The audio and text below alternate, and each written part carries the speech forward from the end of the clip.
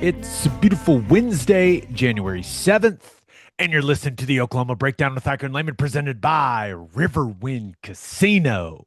Riverwind is Oklahoma City's premier casino experience, and there are so many reasons why Riverwind is consistently voted OKC's number one casino, but it all starts with their amazing variety of gaming thrills and excitement.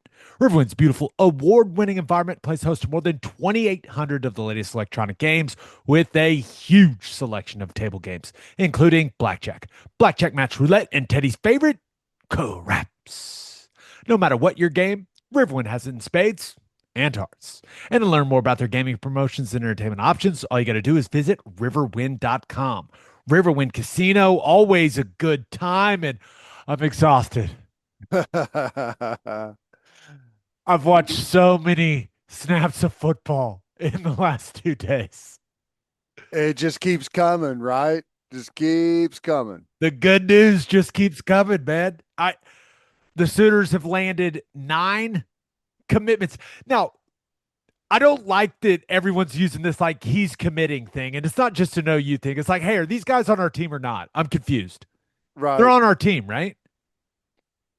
Uh I assume like committing signed like this we don't have to wait for a signing day.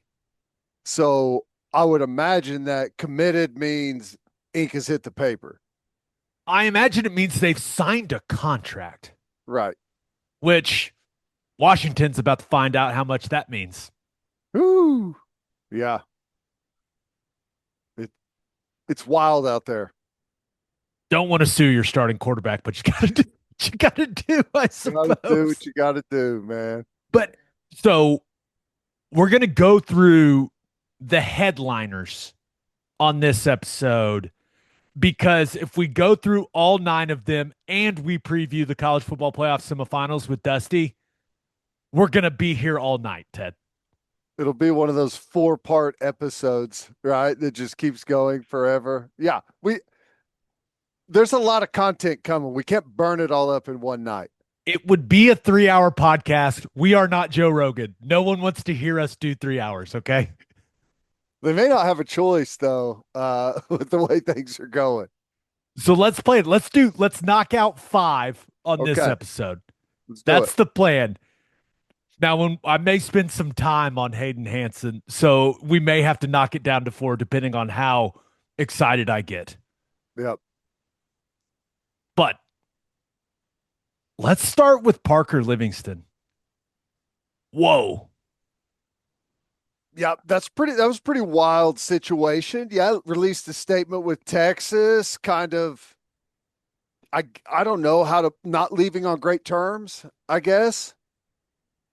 The last paragraph of his statement, there's no other way to interpret it other than he felt like he was done dirty by Texas. Like that's how I read it. Yeah. I Yep. what He didn't have a the choice, he said. what the exact details of it are, maybe we can ask him. Maybe you should come on here. We'll ask you. Hey Parker, Yep. what happened? I'm But sure at some point it'll come out. I'm sure there's no doubt he will be asked about it the first time he's made available to the media. But let's dive into what the Sooners are getting just as a player. Clearly, it does add a little more spice to OU Texas. Not that the rivalry needs any more spice, but you take a guy that was one of their starting wide receivers in several of their games, and now He's their leading wide receiver for about half the season. yeah. So that's going to add a little extra in October, but let's break down what he is as a player, what we've seen from him. And I think the first thing that gets you excited is the size. He's 6'4". He runs well. I don't think he's a burner. I went and watched 5 games of him, and he runs well. Like, he's a smooth athlete, but I don't think he's a guy that's just running by people. I think that's fair to say, Ted. Yeah, and a lot of times those guys, at 6'4", if you're smooth and you got a good turnover, you're covering a lot of ground. And sometimes it doesn't, it maybe look like he's at like 3/4 speed, but probably moving pretty well. But I totally agree. Like he's not like a sprinter type of fast. He runs well, which, with his size is really all you need. You don't have to have whenever you're 6'4" and you can go over the top of most any DB, the space that you need to catch balls is a little bit different than a guy that's 5'10". He also has 3 years of eligibility left. Big trend in this class. And they have talked about that for a while, that they want guys with multiple years of eligibility. So just going through his tape, this is what I have written down for his strengths. He's 6'4". That's great. Runs well. Not a burner, but smooth. 3 years of eligibility left. Love that. Good in competitive catch situations. He's a red zone weapon at his size. For his weaknesses, he needs to fill out his frame. That's the number one thing. As I watched him when defensive backs like got up on him and were real physical and real grabby with him, it was clear like he needs to improve his strength. And he's a young player, right? And he's a long-limbed guy at 6'4". But that's the number one thing I think he needs to improve is I just think he needs to get stronger, and that will improve the overall physicality of his game, getting off the line of scrimmage with his releases, running through contact on his routes, creating separation at the top of his routes, and not allowing corners to like ride him to the sideline. That's where I think he needs to improve the most. Yeah. It can be counterintuitive at times. You think a big wide receiver going up against a 6'4" receiver going up against a 5'11" or a 6-foot corner that's given up a lot of size, you think, oh, well, you don't want to get up and press the big guy and, he can use his physicality and get around you. It's actually the opposite. When you're 6'4", you got a lot of surface area, and a corner wants to get up in you and be able to redirect you and get into your body.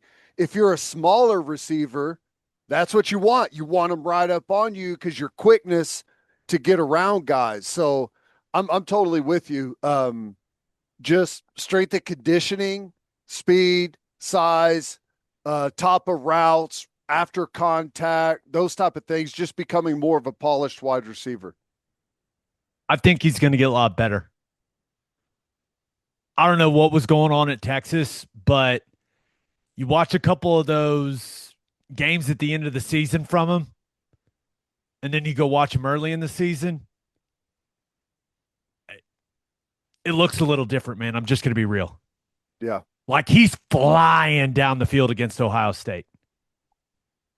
And then you see the Michigan game, and you're like, in the bowl game, you're just like, huh. Mm-hmm.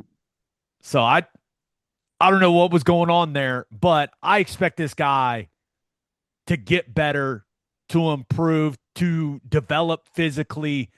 And I think he's the type of guy that can become a really crisp route runner. I think he can learn to use his length better to keep DB's hands off of him. And he's one of those guys that, yeah, he's going to be able to make some really nice competitive catches. And he did that this season at Texas. Just go over guys and use that size. But he's the type of guy that needs to become a master against zone coverage. Yeah.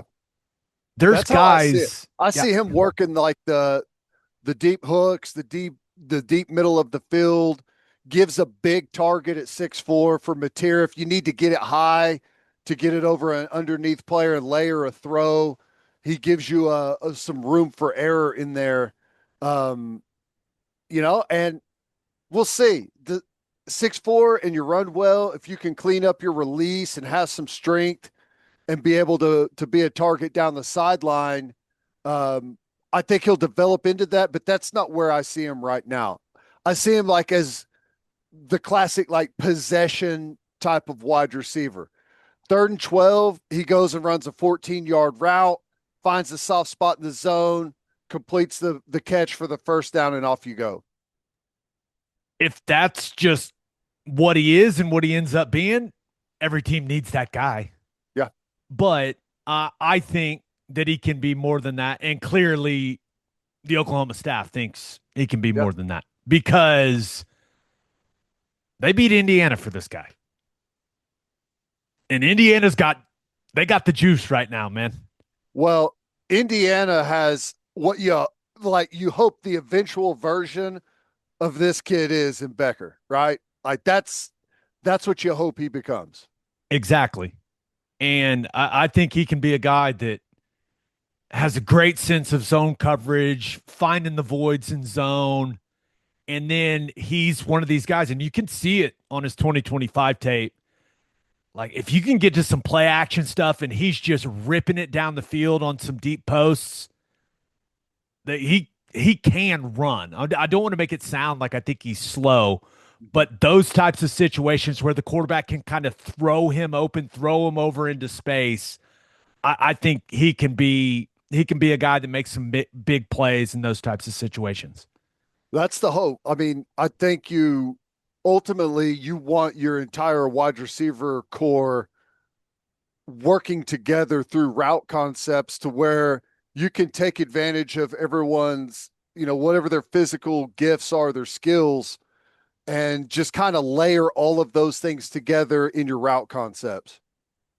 So, looking at the wide receiver situation as it sits right now, Giovanni Gibson, Ivan Carione, Zion Kearney, KJ Daniels are portaling. So that when you look at what's on the roster currently, you've got Isaiah Satania, Livingstone, Trell Harris. We'll talk about him on this episode.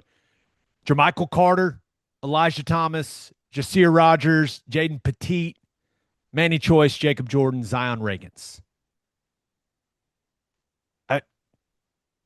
You feel decent about receiver, right? I mean, that's you. You like what you got in the two portal guys. We'll get to Harris. Really liked the way Jermichael Carter came around throughout the season. I want to see more Elijah Thomas. I'm still shocked we didn't see. I want to see any. Some, yes, any. We had probably the tightest wide receiver rotation in the country. Like we played 3 guys a game. Whatever 3 guys were available, that's who we played. Satania, Burks, and whoever that third guy was. We hardly played anyone else. And I just go back to spring and fall camp. What I saw from Elijah Thomas is like if you want a big play guy, he's standing right on your sideline from what I've seen. And I know that I've seen this much a tiny bit compared to the people that are in it every single day. But every time I was ever out there, this dude's catching a deep ball, laying out horizontally, making a diving catch, going over the top of people to make a play on the sideline. I want to see more Elijah Thomas. I'm with you. And we know after doing the signing day stuff, we know they're really excited about Jaden Petit and they're really excited about Jasir Rogers. The way they've talked about those guys, I don't expect like a developmental year. I expect them to be fighting in the mix. Now, you never know what they're going to be when they show up, right?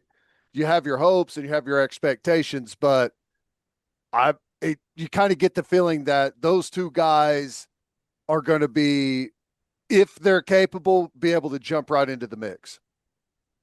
So we're feeling, and there may be some more changes coming, but we're feeling pretty good about wide receiver, right? I feel like as long as Satania comes back and there's, unless I haven't seen something, I like it better than what we saw this year. And I know we had like Keontez Lewis got banged up. Giovanni Gibson had the injury in the spring and never really regained his full ability, I think. Which was such a bummer, man. He yeah, was when we went out to spring ball and watched that guy, we were so excited. And then he just yeah. never got back to the explosiveness that he had in the spring. Understandable. You break your leg, it takes a little bit of time to get everything back. But we got size, we got guys that can work the middle of the field in the slot. We got a guy that no matter what is always open in Jacob Jordan. I mean, we've used the reference before. You want it to look like a basketball team, and I think it looks like a basketball team. You don't look at the group and go, oh, that guy's going to be a first round pick in the 2027 NFL draft. Right. But you don't do that with Ole Miss's team that's about to play in the semifinal. You know what I'm saying? Like, that's so you can have a really, really good group of wide receivers, not have what is considered like an elite guy, and have a really dang good offense. And there's also, a handful of guys that it's dangerous to put a cap on what they can be. I think there's some of those type of guys, like depending on what you get, sometimes you don't know until you really get to see them out there and see how they develop over a year or so. Like, there may be an elite level guy in the mix. I mean, maybe it's Jay Petit. I mean, he's got the size, looks like a grown ass man coming out of high school. Maybe Livingstone develops into that, and puts some size on and becomes a little bit more sudden out there. So we'll see. Give us more Elijah Thomas. Yeah. We want to see it. All right, let's move on to quite possibly my favorite addition of all. Florida tight end, transfer tight end, Hayden Hansen. Ted, we've been saying it for years. We need more big humans. Yep. 6'8", 269 is pretty big. Like he's bumping up against like the size limit to be considered a tight end. If you get above that 275 mark, like it's all of a sudden like we need to have a conversation about moving you to tackle. He is not like the straight up meathead that you and I have been yearning for. Mm-hmm. Like we've talked about, like, hey, go get just a meathead fullback. That's not what he is. He is a true, what I've always called like a Y tight end. Mm-hmm. You're playing in line. Your hand is on the ground. I know. Just picture it, Ted. Tight end next to the tackle, hand on the ground. Yep. 3-point stance. Yeah. He does that a lot. I know it. Both sides, left hand, right hand. It's pretty impressive. But no, he's kind of an old school tight end. He played an absurd amount of snaps for Florida. Dang near every snap. You know, when you go through the portal guys on the film and you're like, oh, he's not on the field on that one. He's not on the field on that one. That's not the case with Hansen. You had to watch every play because he was in every single play. And they asked him to do everything. You can find a clip of him doing everything possible for a tight end from the 2025 season. All kinds of shifts, motions, line him up in line, line him up in a wing, played him off the ball, played him on the ball, put him in a tight end pair, split him out in the slot, split him out in a bunch, split him out wide by himself. Like there's literally every scenario with this guy. Stack alignments. Like he did. There's not a tight end in the country that did more than this guy. It's not possible. You can't do anymore. He's played a lot about 33 consecutive starts. Yeah, and that's it. He's old. He's huge. He's old. He's played a ton of ball. And with what they were asking him to do at Florida, like I have Zero concerns about him adjusting to anything Ben Arbuckle asked him to do. There's no way Arbuckle asked him to do any more than what he just did. It's impossible. Right. So that he's going to be able to handle it mentally. And I'll just get into my notes from watching his tape. Strengths. Well, he's huge. That's great. Now, he's huge. And when I saw the measurables, and I'd watched quite a bit of him, and I text you about him during the middle of the season, I was like, we got to go steal 89. He is a great blocker. He runs better than I thought he did. Like really diving into his tape and just watching him run mesh routes and watching him run deep over routes and clear out routes. Like he can run. My guess is he's a mid 4.8, low 4.8 type of guy at 270 pounds, which is really moving, dude. Yeah. So I think he runs better and may be able to make more of an impact in the passing game than I originally thought when he first committed. And he had 30 catches this year. Yeah. If DJ Lagway would just throw the ball when he's wide open, he would have had, I don't know, 50, 55. It's unbelievable watching. He's just wide open all the time. And the guy just refused to throw him the ball. It was crazy. But looking at him in the run game, really solid. And you can go check out, we did an In the Weeds on him already. You can go check that out on our YouTube channel. But he's capable of handling his business on an island in the zone run game in the gap scheme world. There are multiple clips of him holding his own against Ruben Bain and Colin Simmons. So like those are very two different type of edges. And he was able to hold up against both. Now, where I think he's best is his combo blocking. Does a really nice job on zone double teams, whether he's on the front side or the back side. He does a really nice job on gap scheme double teams, which means, Ted, we could maybe run counter or power to the tight end. Ooh. Yeah. Okay. Yeah. All right. We can run it to the strong side, buddy. Somewhere. Yeah. Yeah. Watch out. Here we come. But he does a lot of really good things. I think in the combo stuff does a really nice job getting movement on the down guy before he climbs to the second level. He's good at it, man. He's 6'8", and there weren't many clips where I was like, man, you got to get your pads down, which was surprising. Like he plays with good bend, good pad level for a guy that's 6'8", and does a really, really solid job in the run game. He's not out there, just planting defensive ends into the ground over and over and over again. This is real life. This is not fantasy land. He was playing in the SEC, but he is holding his own the vast majority of the time he's on an island and doing a really nice job in his combination blocks. And I like it, man. And the one thing that is interesting, I remember I probably watched, I don't know, 8 of his games. I think I watched every Power 4 game that Florida played because there was a moment in time he was the only guy we had in the boat. So I was like, I'm focusing on Hansen. I got nothing else to do. And then the flood came. But there were a lot of times where I was like, man, why is this guy stopping playing? Why is he stopping? Mm-hmm. Why is he not running this hard? And then I went, oh, it's because they're asking him to play 75 plays at tight end. That's where I had to go, wait a second. That has to be factored in. Like, he's not going to have to do that, hopefully, at Oklahoma. Well, I hope not. We've added another guy, which we'll get to, which I really like the way these two tight ends so far fit together. But I'm with you.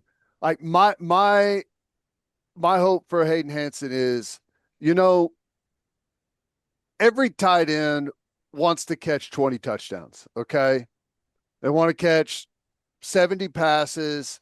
They want to be a huge factor in the passing game.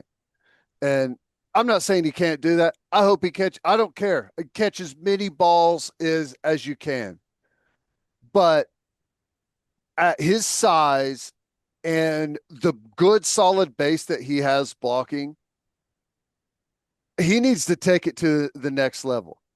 Because there's a bunch of tight ends in the NFL that a lot of people know about, right? We all know the Travis Kelce's, the Mark Andrews, and the Kittles, the guys that catch a bunch of touchdowns. And maybe he can become that. I don't want to put any limit on the kid. But with his size and his length and his good solid base of blocking, if he wants to make the most money he can, lean into that and become an absolute devastating blocker. I played with the guy a million years ago. His name's Mercedes Lewis. He's still playing in the NFL. He's 41 years old. He's in his 20th year in the NFL. It's because he can block his ass off. I bet he's never caught more than 4 or 5 touchdowns in a season. But he can block anyone, and he's been doing it for 20 years, and the guy has made an absolute boatload of money. Like, don't try to be something you're not based off of, like, the frame that you were given, and, like, you can go be a devastating blocker, and who knows, play in the league for a long time. I completely agree. That's his path to making the most money he can make as a football player. That's right. Because there's just not, there's not a lot of guys that are like that. There's just not. It's hard to find guys. Most of the guys that are 6'8" are playing basketball somewhere, right? And it's a very small percentage of people that have all of these traits. And if you lean into it, it can be a huge moneymaker for you. One of my notes after going through his tape is that he needs someone that will get the most out of him. Yeah. Now, like I said earlier, I think he was constantly playing with, hey, man, I got to save something in the tank. I'm going to have to play every snap. Mm-hmm. I believe that was probably in the back of his head in all these games he was playing for Florida. But the hope is that he doesn't have to play 60, 70 snaps a game for you, and that allows him to completely cut it loose, whether that's running routes or as a blocker. You don't want to settle into a pace that gets you across the finish line. You don't want to have that mindset when you're out there on the field. So I totally agree. So that's what gets me excited about it. It's like, he's done some really good things in his career, and I think there's more there, man. Yeah, I agree. And I'm assuming Brent Venables will have that conversation like, hey, you got more to give, man. Yep. And if anyone can pull it out of him, it's that guy. His tight end coach, which, who knows who it's going to be. Insert name here. When that all becomes official, we'll talk about it. But the most exciting part of the Hayden Hansen edition, I'm so excited for Ben Arbuckle. I'm not sure people realize how this will change things from a formational and like schematic standpoint for them offensively. With the tight end situation last season, I mean, you were terrified to put a tight end at the point of attack in the run game. You couldn't do any pass protection stuff where a tight end had to block an edge guy. And I feel like anyone that listens to the podcast knows my feelings on that. Mm-hmm. We didn't talk about it. This guy may be the best pass protecting tight end in the country, by the way. Yeah.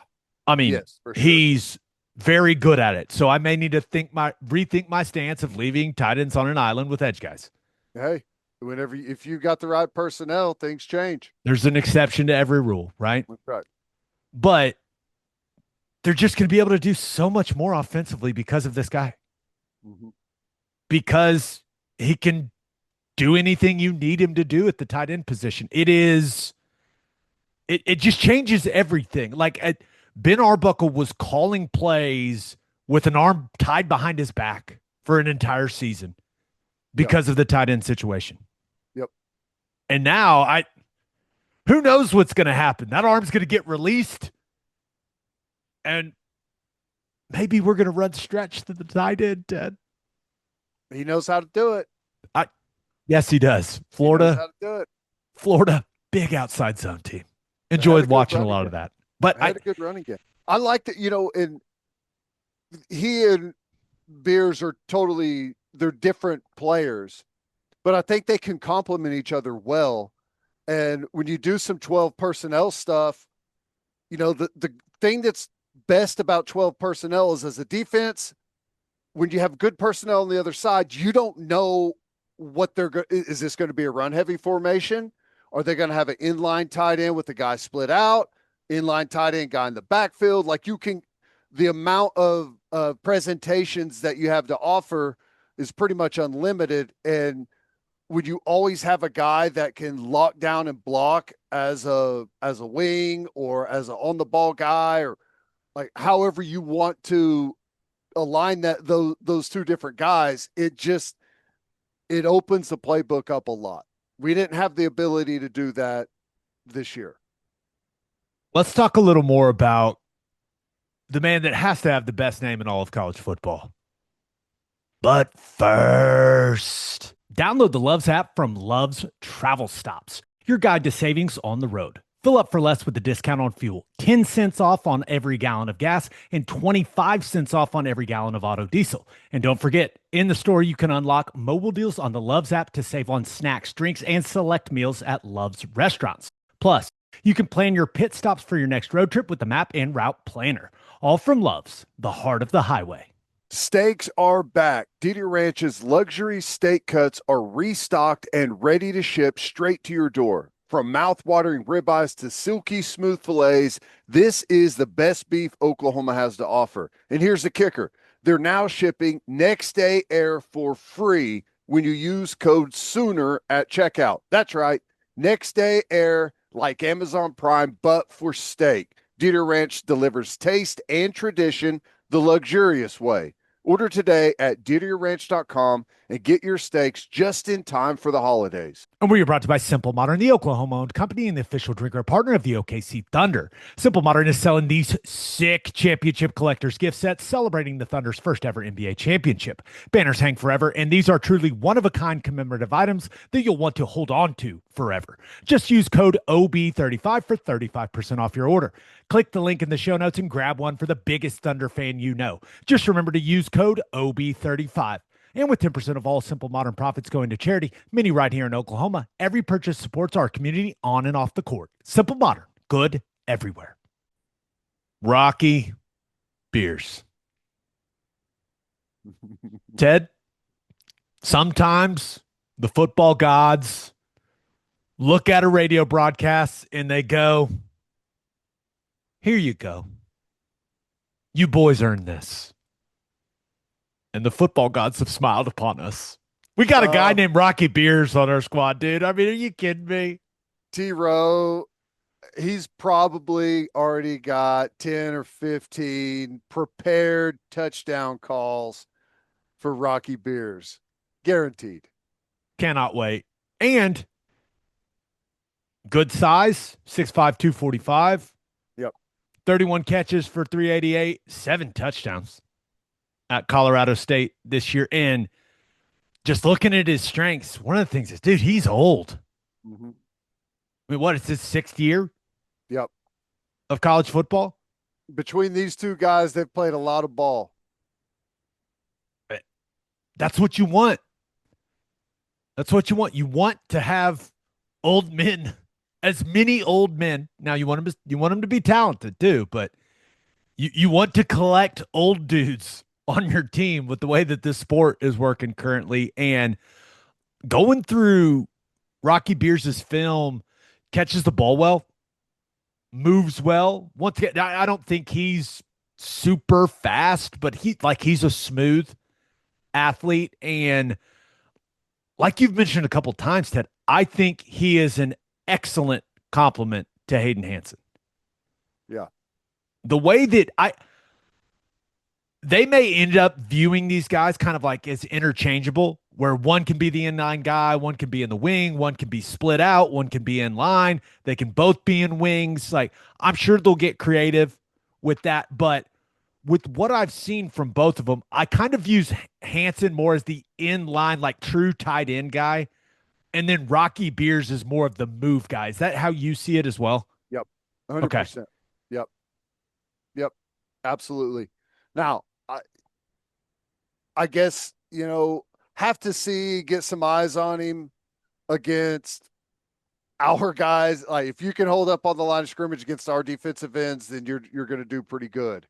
But I have to see how he holds up, and if you got two guys that you trust there, even better. But I do see it the same way. I feel like he'll be a little bit more of a move guy behind the line of scrimmage. I think he's more than capable of being like, we're an 11 personnel and he's the only tight end on the field. Like, Yeah. he can do everything. I just think as far as what I've seen from him, just playing to his strengths, I honestly think you use him kind of how we used our tight ends this season. Yeah. You don't ask him to do a bunch of pointed of attack stuff. He's going back on the edge guy on split zone. He's the second puller on a backer on counter. He's out on the perimeter blocking on the bubble screen stuff or the perimeter run stuff with the speed sweeps, like that type of stuff. I think that's what he does best. He's decent at the point of attack, but why use him when you got Hansen? You know what I'm saying? No doubt. So doubt.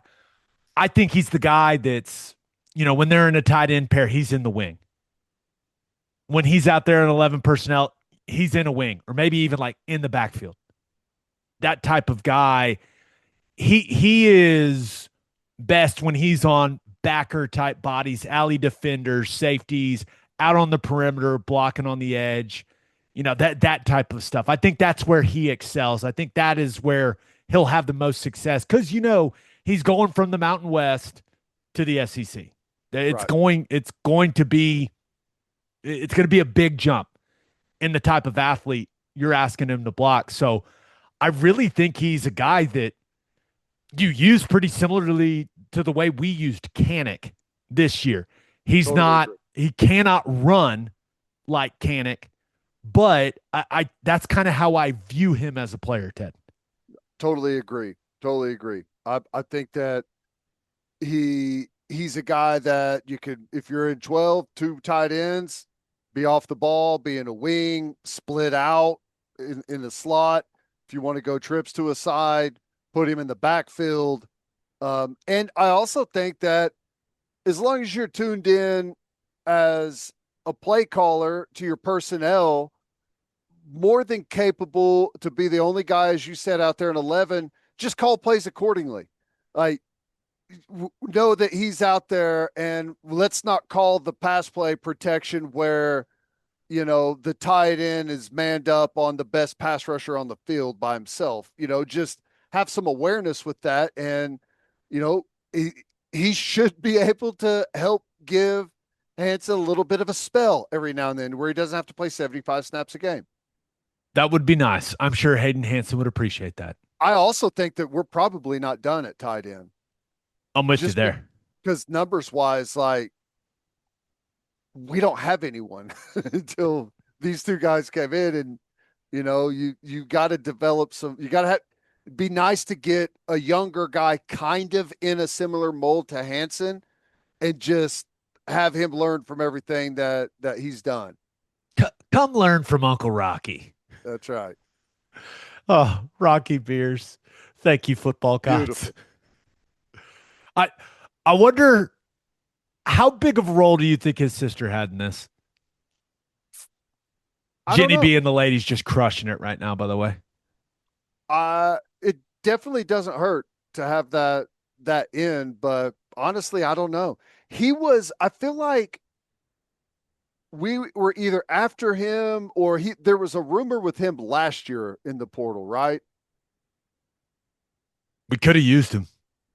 Could have used him, yeah. Could have used him, man. Could have used those 7 touchdowns. Let's not talk about it. We're looking forward, Ted. Hey, we are looking through the windshield, not the rear view. We are a windshield podcast.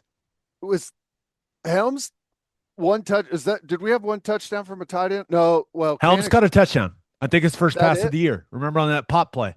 Yeah, I think that was it. South end zone. A touchdown and a 2-point conversion. Well, that was a throw, but moving on. Before we're celebrating the portal hall, Ted. Don't this make is us my angry. way of celebrating. You do have a unique way of celebrating. Do we have time for 2 more, or do we just want to hit 1 more? What do we think? Do you want to hit the law firm of Harris and Harris? Let's do it. Okay. Let's start with wide receiver. Virginia transfer Trell Harris, 6 foot, 200 pounds, coming off a career year at UVA, 59 catches for 847, 5 touchdowns, over 14 yards a catch. And just looking through my notes after watching his tape, this is what I have for his strengths, Ted. It's going to be his 5th year of college football. Old. Love it. Love all the old guys. And he can run. Mm-hmm. He looks fast on vertical routes. And interestingly enough, he looks even faster once he has the ball. Which is a great skill to have. Like the sense of urgency ramps up when that man has the ball in his hand, which that's good. It's good. But he is, and maybe one of the reasons he looks so quick is there is very little wasted motion with this guy once he gets the rock. He catches it and he is getting vertical. He is not dancing. He's not looking around. It is catch and let's go. Really liked that. He looks good. We know how many of those over routes and the crossers that Arbuckle loves to run in his offense. Dude, he runs those with speed, man. It's fun to watch. The over routes, the deep over routes, the mesh concept. They ran a bunch of mesh at Virginia. He does a really nice job of running himself open on those routes, but he also understands on some of those things, like don't run and get covered in zone. He'll shut it down. So he's got a good understanding of that stuff. I thought he displayed, well, on the tape that I watched, probably watched about 5 games or so, I thought he displayed really good release skills, getting off press, like guys, like not even being able to get hands on him because he's basically crossing them over and kind of doing those basketball moves you see wide receivers do. And that usually veteran wide receivers have a lot of go-tos with the release stuff. And then he was Virginia's motion guy. Like he was in motion a lot. So having to process all of that stuff on the move, knowing where you're ending up in the formation, knowing what route you got, like all that stuff. He's had to process all of that with what he did this year at Virginia. Honestly, they used him very similarly to the way that we used Satania. Yeah. All the motion guy, to play him at multiple spots, like all the crossing route stuff. And he had a really good season, dude. I like what I've seen from him for sure. I do too. I like the clips I saw of him in competitive catches, right? Just push the ball down there, trust him to go contort the body, find the way to get the leverage and make the play. And hey, there's nothing better than guys that are good after catch. And whenever you've got that burst and you can catch those deep crossers where there's a little bit of space and turn it up and hit a seam and be a threat to take it the distance, you love it. And should be, I'll be interested to see exactly what role he fills. And I think he could be like a perfect complement to what we've done with Satania, and similar, but kind of use those guys in tandem out on the field to work off one another. Yeah. I would imagine he's going to be a starter, at the very least a key contributor for this team. I like what I've seen. The weaknesses that I've written down after going through the tape, there's not a lot of clips. This may shock you, Ted. where I go, wow, look at this dude mixing it up as a blocker. Right. Yeah. But that is something our wide receivers over the last couple seasons, they've done a pretty good job of being physical in the blocking game. So I expect that to continue. Once you create that culture, I know there's a lot of movement going on in that wide receiver room right now. Once you kind of create that standard, typically everyone that enters that kind of just absorbs it. You know what I mean? So I think he'll be a little better in that. And then he is horrible at being the pick guy. I mean, one of the most obvious pick guys I've ever seen. We got to get a little more subtle. Trell Harris with the picks. I mean, he will just. There's one. He gets the most obvious offensive PI you've ever seen. He just runs and blasts the dude, and I'm just going, what are we doing? It was really funny. I it was so funny. I went and showed my wife. I was like, you got to see this. Before you hit the guy, just like line him up and then just like turn and put your hands like that and then run into him, do something. But the rub routes where he's kind of setting the rub, they can use a little work. But if that's my big concern about him, then we're all good here. Like, but I think he's gonna be. I think he's a really nice piece Yeah, for this I offense, and I agree. there's a reason this staff's so excited that they were able to land him. Yeah, I think he can be a big time player. And, the main thing that I'll say about the wide receiver group is I like the personnel we've had, but I like the guys in years past. My hope is that with the foundation we have on the offensive line, with the tight end that can help in the blocking game and in the running game, that the offense is able to open up and breathe some, and there's going to be some space for these guys to finally operate. Is it possible that we could run the ball efficiently and make a defense commit an extra man to the box? Could it happen? Only time will tell. Could it happen? I Yes, think it it could. could. I Yes, think it it could. could. I think it could. It would go a long way if E'Marion Harris can get a little better. Yeah. Sooners land Arkansas offensive line transfer, E'Marion Harris, and that is E'Marion is how it is spelled out in their pronunciation guide. Went and looked it up. There we go. E'Marion. He's going to be a fifth-year player. Yeah. Old guy. Old guy played in bu- this conference. bunch of SEC experience. This is the way I'll put it. SEC experience with SEC size. Yeah. Really long at 6'7", 313, and he's just kind of hard to get around. He's a large human. And he was able to play multiple positions for Arkansas last season. Like, you watch the Missouri game, you turn it on, he's playing right guard, and then he's playing left guard, and you're like, why is this guy playing guard? Because I think he's a tackle. Yeah. And I think OU views him as a tackle. He's got, when you look at his strengths, man, he's got length, dude. You can just see how long his arms are.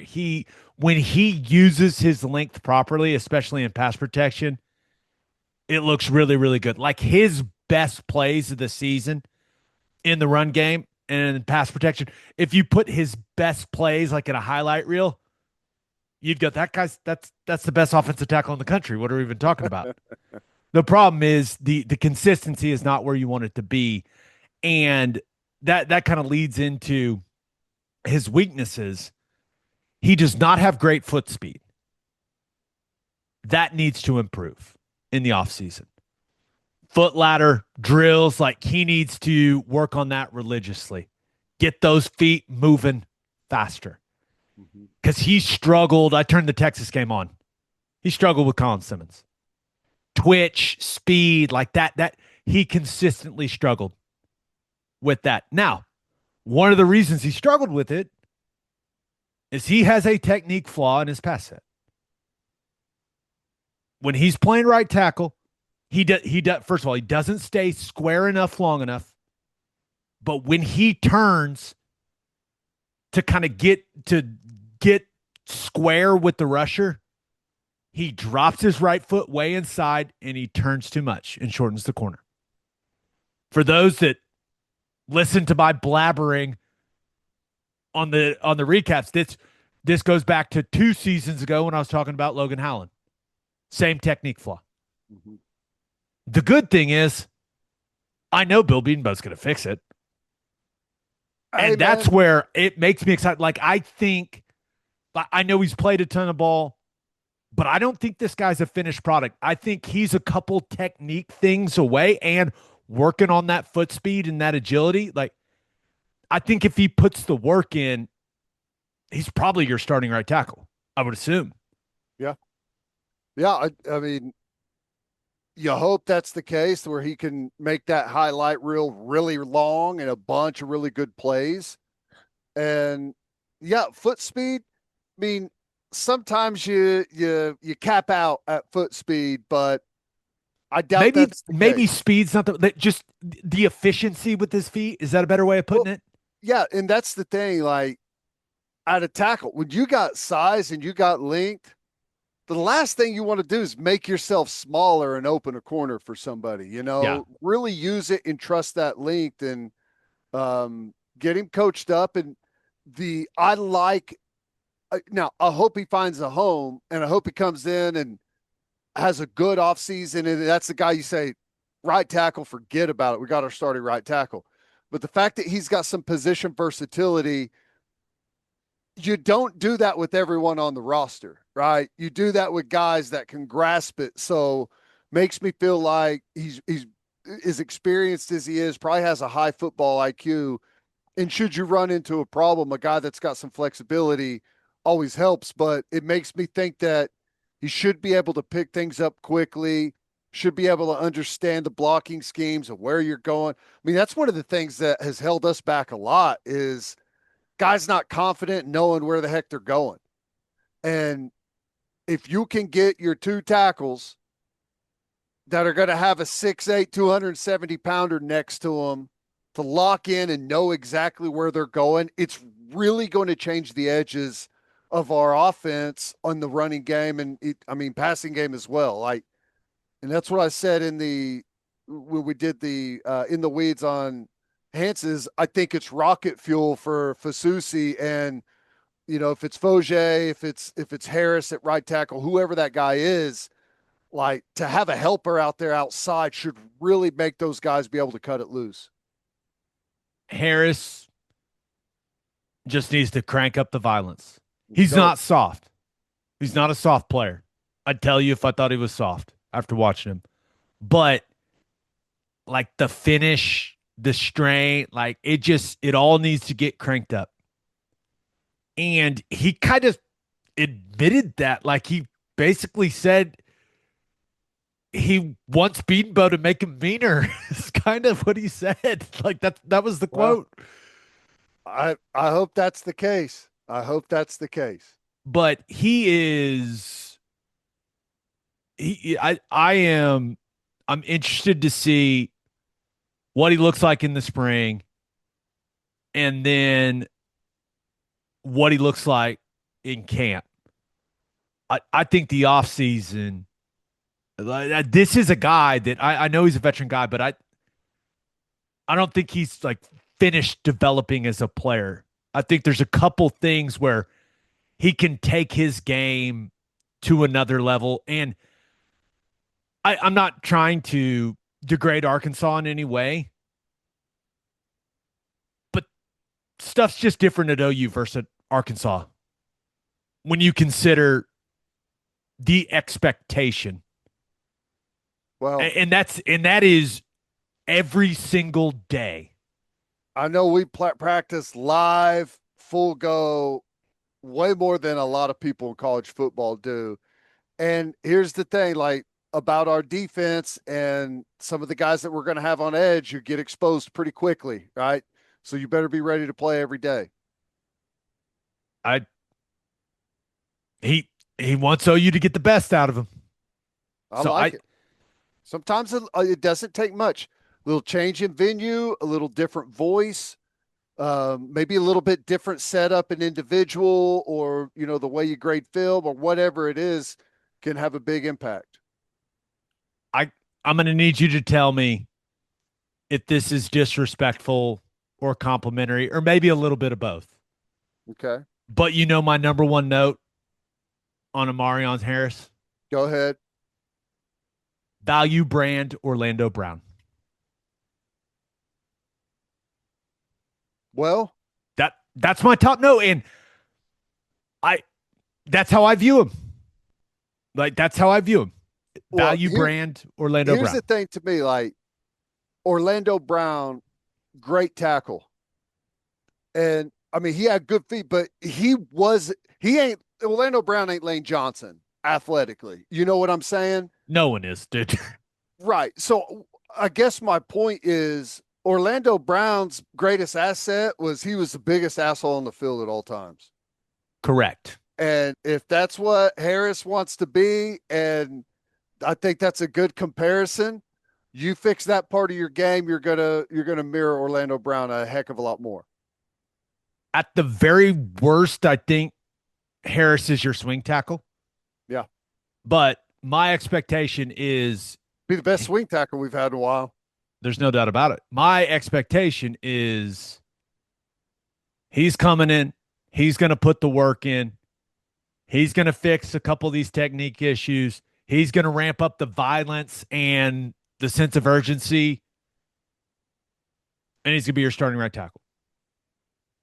Like, that's my expectation. And that allows Foje to play right guard. And I'm just imagining you go out as a defensive lineman and you look, and it's Foje standing next to Harris, standing next to Hansen, and you're just like, okay, whoa. You got a little bigger. Wow. Okay, here we go. Right. Yeah, no, I like it, man. Size, physicality, toughness. Hopefully, I mean, we're on the way to having a new look on offense, man. We're adding the right pieces. Precision pieces, not just volume guys to come in and be bodies, adding the right guys that have a chance to really fit what I think our vision is. Okay, we're going to save the other 4 portal additions, and let's be real, there's going to be more by the time we record on Sunday. So we'll hit several more on Sunday, but once again, we can't make this be a 3-hour podcast. That's just with that. We can't do that. It's the off season. We're trying to make them a little shorter than they ended up being during the season. We lost control, Ted. It got way too long. I don't know how it got so out of hand, but it's good info though. Yeah. Yes. But we got our guy. Dusty Dvoracek's everywhere right now, man. Oh man. He's all over your televisions, people. He's all over your television. So stick around. It's time for a college football playoff semifinals preview. But first, Schwab Meat has been smoking the highest quality meats, hot dogs, and sausages in OKC since 1912. Go to schwabmeat.com to order any of Schwab's outstanding products and use promo code OKBreakdown for free shipping on orders over $75. Schwab dogs are iconic. I like to keep it simple. Just a bun, dog, mustard, ketchup. Also, the jalapeno cheddar smoked sausage is ridiculous. SchwabMeat.com, code OKBreakdown for free shipping on orders over $75. Schwab Meat, the official hot dog of game days. With ice cold beers, great food, and TVs all around, Pub W is the perfect spot to catch OU football and NFL Sundays. Pub W has been voted best happy hour 3 years in a row and serves brunch Saturday and Sunday mornings until 2 p.m. You can enjoy classics like chicken and waffles and their steak breakfast burrito, as well as unique dishes like the Big Country Benedict. Plus, brunch berries, mimosas, and espresso martinis. Visit pubdub.com to find a location near you. Pub W, good food, good drinks, good people. Insurica's launched a new digital agency introducing Insurica Direct. Whether you're in Oklahoma or anywhere across the U.S., they've got you covered. From small business insurance and health insurance for your employees to insurance for individuals like home, auto, and even Medicare supplements. Insurica Direct's got it all. Start your journey today at insuricadirect.com. Remember, at Insurica, we specialize in you. It is our pleasure to be joined by one of the best analysts in college football. You can also catch him each and every weekday morning on Dusty and Danny in the Morning on SiriusXM Radio. and Sports Center with Scott Van Pelt. Dude, what's the frequent flyer mile situation right now? You're all over the place, buddy. What's up, boys? Happy New Year. Dusty Dvoracek in the house. The frequent flyer miles are plentiful. At some point, they will come in handy for a family trip. Hopefully, we can get the whole crew somewhere. Dude, I will be honest. It was a little wild. New Year's Eve, the Cotton Bowl, which was awesome. What a game that was. I was texting with Ted yesterday. That felt like an NFL game. Yeah. Like the amount of violence and hitting was just inject it into my veins. It will be an NFL game in a couple of years. Pretty much everyone on the field is going to the next level. Dude, we had a projected 6 first-rounders on defense between the two, and I tried to tell my crew before, Zero, who had the pick 6, how good did he read that screen, Ted? Like, I mean, he saw that motion going to the trips, and it's like, boom, we're going. And I told him before, I said, he's going to be a first-round pick. I bet they have 7 first-rounders that played in that, just this year's draft. But anyway, so I do that game. I had radio the next morning. I fly to D.C. to be with SVP, which was great. Scott's the best. We got to watch that. The first 2 games were stinkers, but then we watched that Sugar Bowl together, and it was like, oh, my God. That was just great. All-timer. Great. Yeah. All-timer. Can you imagine trying to chase Trinidad Chambliss around, Ted? Oh, my God. That dude is. Well, I mean, you did it, so we kind of know. We watched it. It didn't go well. But he was at a different level in that game when I mean, it was like he was making whatever he needed to happen. It was incredible to watch. Incredible. It was really good. And then, so I do that with Scott. We're on right after the game. And then I do a 1 a.m. Sports Center. I get back to my room at 1:30, pack up, and I lay my head down on the pillow to set my alarm for 3:15 because I had a 5 a.m. flight to Bristol the next morning. You want to talk about a bad situation when you lay down at 2 and you're setting your alarm for 3:15. What about the time in El Paso when we checked into our hotel and watched like a half hour of ESPN and then left? It's about the same. It is about the same. Now, the difference is we got to sleep. I had to go do studio in Bristol from noon until 10:30. Now, it wasn't straight, but it was a long day. Yeah, Ted and I have the greatest, the welcome to broadcasting story of all time. Maybe for another show, because I know we want to talk playoff football, but it's been a bit of a whirlwind, Gabe. That was a 3-day stretch. But, I mean, we're talking college football. We're talking college football playoffs. It's tough to not be fired up and excited and find the juice. And now we got 3 games left, 2 this week that should be a lot of fun, and then obviously a national championship that's going to be great. The one thing I'll say, though, just in totality of the 4 we have left, I think that it's easy to say, for me, to look at it and say in the first 2 years, this thing's working.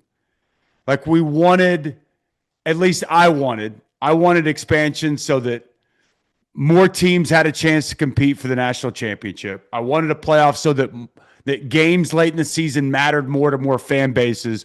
I wanted an expanded playoff so that there's just more teams believed throughout the season that they can win it all. Because it did feel like we were getting to a place where that was not the case. Mm-hmm. And when you look at it this year, Miami, the 10 seed, the 6 in Ole Miss, the 5 with Oregon, and obviously the number 1 seed, the only team that's had a bye in 2 years of this playoff to win their quarterfinal matchup in Indiana. They may just be a juggernaut this year, but the fact that they're in it, doesn't that just give hope and optimism to everybody? Yeah. Like I look at this and I say, there's no Bama, there's no Ohio State, there's no Georgia, maybe there's not Texas, the massive, huge brands. But what I see is parity in college football. It is very real. It is here. This portal season that we're currently in, that I'm sure you guys are spending a lot of time on, that's a part of it. There's a lot that we don't like, and there's a lot that I think if us 3 sat down, we could We feel that we could fix college football, make it even better. But it's in a really good place, man. And I love the fact that for some of these fan bases that have never had a seat at this table, and for these programs, here they are. And I got to be honest with you, I could make a case for all 4 of these teams to win this national championship. Ratings don't lie, and people are watching in some of the biggest numbers ever. Well, what do you think of the matchups? Ole Miss, Miami. You've seen both of these teams. Obviously, you watched the Miami, or you called the Miami-Ohio State game. You know, a lot of times it comes down to who's got the best player on the field, and Trinidad Chambliss, kind of hard to argue against that guy. It is. It most certainly is. But, man, that Miami defense is really good, Ted. First-year coordinator Corey Heatherman. Obviously, we start with Ruben Bain and Akeem Mesidor off the edges, right? No one's been able to block them consistently. Maybe Trinidad Chambliss is their kryptonite. Maybe even if you don't block them, it doesn't matter. The thing that I'm going to look for in this game as much as anything, the tempo, the amount of snaps. Miami is top 10. I think they're number 7 in the country, time of possession. And if they can possess it and keep the ball out of Trinidad's hands, that's huge. But when Ole Miss has it, you guys saw them, you guys know this, they operate at an extremely fast pace. And they're gonna want to try to wear down that front. They're gonna try to wear them down with snaps, and also with the way that Trinidad plays. That is tiring, dude. And I know you know it, Ted. Gabe, if you ever played defense and you ever had to chase down a quarterback like that, I'm sure you know it too. But it'll wear you out, especially third down, thinking you're off the field. We dial it up. We're getting home, and oh man, what the heck just happened? And oh, by the way, they're lining up and snapping again right now. Like, to me, that's going to be a huge factor in this game. For as great as Miami is on defense, they don't have much depth up front. This isn't Oklahoma's defensive line. Like, they kind of play 5 guys. They'll bring in Lightfoot, who's a third down pass rush specialist. They'll bring in Armando Blunt, again, a kind of more a third down guy. But I believe Ruben Bain, number 1 on that defense in snaps played this year. Akeem Mesidor, number 3. So they play those. They rely on them a lot. Can Ole Miss wear them down? And then can Chambliss, move around and make plays? Corralling him is such a key to this.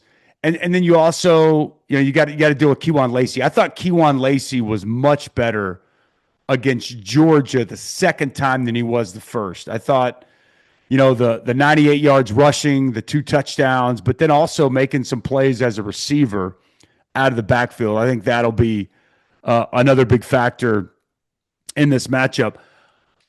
One thing about Ole Miss that I was not ready for, and give Pete Golding a ton of credit, they played much better defensively the second time against Georgia. Now, you look at that scoreboard, what did Georgia put up, 34? Yeah. It's kind of hard to say, oh, man, that's good defense. Well, one of them was a scoop and score. Kewan Lacey put the ball on the ground. Georgia gets a touchdown. But in the first matchup against Georgia didn't punt. They scored every time they touched the ball, either a field goal or a touchdown. The only time that they didn't score was they kneeled it out at the end of the game. They had an 8-point lead. And if you go back and you look, it's 9-point game to go into halftime. Georgia gets the ball. And Ole Miss came out and got stops. I thought their front, Will Eccles, 52, is a guy to keep an eye on. I thought that they played much better. They did some movement. They got some penetration. And that's obviously going to be key. This is a very big Miami offensive line. Gabe, you'd love them. Gabe, I think they go 6'5", 330 is what they average across the front. I think one of the most interesting things, because the strength of Ole Miss's defense, in my eyes, is Eccles and Harris. Yep. Inside. And Georgia, and this has happened throughout the season, those guys do a really good job. If they have to play straight, they can play straight. But those twists gave Georgia trouble. Problems. Yep. And I wonder if it's going to give Miami similar trouble because they'll kind of just run duo 1,000 times if they have a lot of duo. And now they've had some success with Fletcher in the zone game, and I think it's looked really good. I just don't think I don't anticipate Miami having as many issues with those interior twists as Georgia had, just because of kind of the style of their run game, if that makes sense. Double It D. does. They mix up a lot of things, a lot of duo. You're right. They'll run some zone. They'll run some gap scheme stuff. Shannon Dawson does a good job with it. I thought one of their better runs was actually that outside zone. Did you see them? They insert the receivers a lot. You guys notice that with the run game? I think they do a really good job with that. They do it with 7 CJ Daniels. They do it with 10 Malachi Toney. I thought, being able to get on that, second and third level was a real key. They do it to where, so typically wide receivers coming flying inside, and you're trying to create that crack replace, right? Yep. And they'll do it. They're motioning him on the snap, and he Correct. inserts inside the tight end, which Correct. is, so you're creating the same thing. It's just a different way of doing it, and you don't see it like that very often. You see in the NFL in certain schemes where you'll see the quarterback tell the wide receiver, "Hey, man, I need you. They got an extra guy. Come on in." But you rarely see a team do it the way that Miami's doing it. It's They've fun. done it well. It's nice. It is. It's good. And so one other thing with the O-line that I think is a key point. Mike Bobo was out for Georgia. Not that centers matter, right? I mean, who would ever think a center matters? Centers are the most important player on offensive line. And Gabe, you know that as well as anybody. I think Brockermeyer's done a really nice job this year. He's the undersized of the group, but I think that he's making all the calls, and he does combos. He's really good in the combo game. He's not the road grader that Maui Noah is. Some of those guys that they have up front are, but he moves very well, and he'll be key if they, on those twists, being able to identify it, being able to work through that. I love that matchup. Mark Fletcher's been a load. He's been so good here in these 2 playoff games. He's running with more burst. If you're Ole Miss, you got to identify Malachi. Malachi Toney, from a numbers perspective, has not really impacted these first 2 games the way that he has most of the season. It's been more, CJ Daniels, Keelan Marion, and I'll be intrigued to see if this is a game that Malachi Toney can maybe get going. I do think that Carson Beck is under talked about. I feel like he's the 4th quarterback that's going to get much discussion going into these games, because I think that Mendoza won the Heisman and he's been excellent. Trinidad Chambliss is coming off an all-timer performance. Dante Moore's projected top 10 pick. But Carson Beck, man, he's going to make his 41st start on Thursday. He's won 35 games. He's 15-3 against top 25 opponents. He's got the 3rd best winning percentage against top 25 opponents in the last 20 years. Jalen Hurts and Joe Burrow, the only ones that have better winning percentages against top 25 opponents. There's something to be said about that. Mario Cristobal calls it old eyes, and that he's seen a lot. And whether it's against defenses or it's against situations, he's been through about everything you can throw at him. And I do think that there's wisdom with him. The numbers are pretty pedestrian. But I really think if you watch that Ohio State game, he played an incredibly efficient, smart game. And I think the way they're playing right now, defensively and running the ball, that's all they need him to do. So I do think that there's, for me, you're right, Teddy, when you started this with, it's as simple as they got the best player. It's hard to go against that. Yes. But, man, Carson Beck, he has not made mistakes since that SMU game. 1 interception. He's been very smart, and the way the team is playing collectively, it's a really good meld. What's the number? 3.5? Mm-hmm. I lean with Ole Miss getting the 3.5 just because I think that's too much. But, man, it's tough for me not to take Miami. I'm a believer in defense, running the ball, and a veteran quarterback. Like, to me, that is like if there's a recipe I'm trying to build for a team, I'm going to probably go down that. But when you've got a guy like Trinidad Chambliss, I don't know if I'm taking much money at all to a window and trying to load up. I could see this game going either way. I'll take Miami to win, but I'll take Ole Miss to cover 3.5. I think it's going to be that type of close, hard-fought game. Yeah, I agree. Hopefully, it comes down to the end. I guess like the last thing I've got on that game, and just to build off your point with Carson Beck, I think you got different styles of quarterback, and this is like the perfect example. Chambliss is a playmaker. Mm-hmm. If you get after him in the pocket, yeah, you may get a sack, but you may also create a big negative whenever he extends the play. So it's like, how do you balance that? And on the flip side, like Beck, I thought against Ohio State, I view him as a distributor of the football, not necessarily a playmaker, although he can. But if he doesn't have to move off his spot, which he didn't have to much in that game, is whenever he's really good. Do you think Ole Miss is going to be able to get to him, rush him up, force him out of the pocket, and put him in some of those positions where he's not nearly as good? Nobody's really been able to do that much this year. Louisville got to him some. Yeah, I think Pete Golding will be aggressive. I think he'll try to attack him.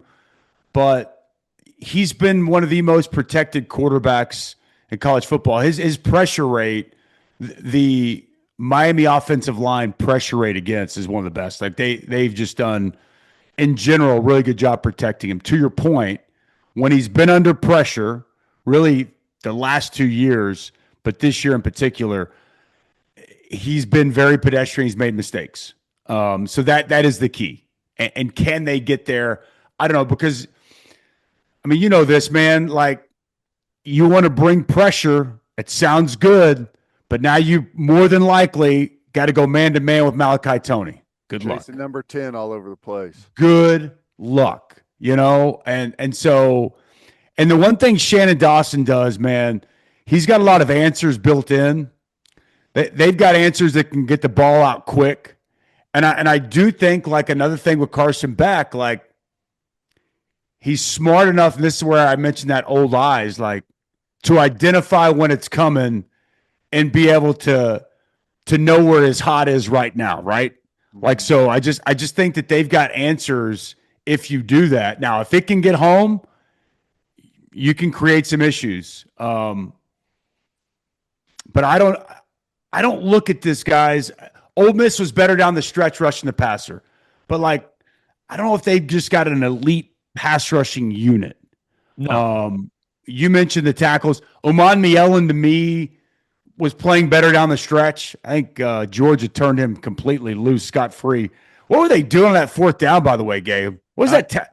Was that ball not supposed to be snapped? Like, first of all, the tackle stepped inside.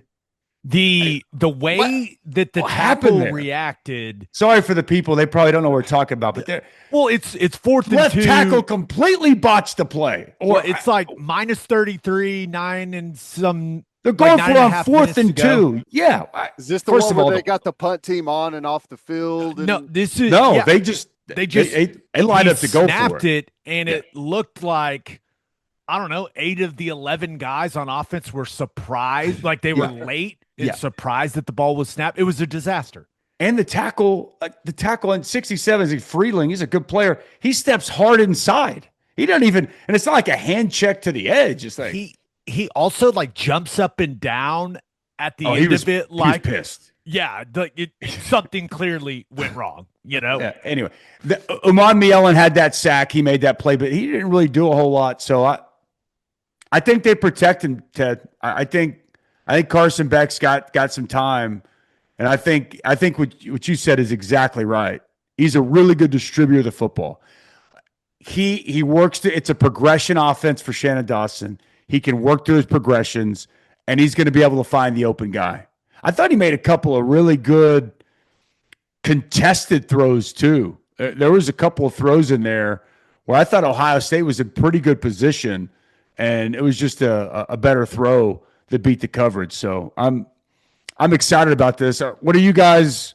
You guys got to lean here. I do think Ole Miss is going to have a lot of people rooting for them, given what this team has been through, continues to go through with potentially the running backs coach not being able to coach. It's just bizarre.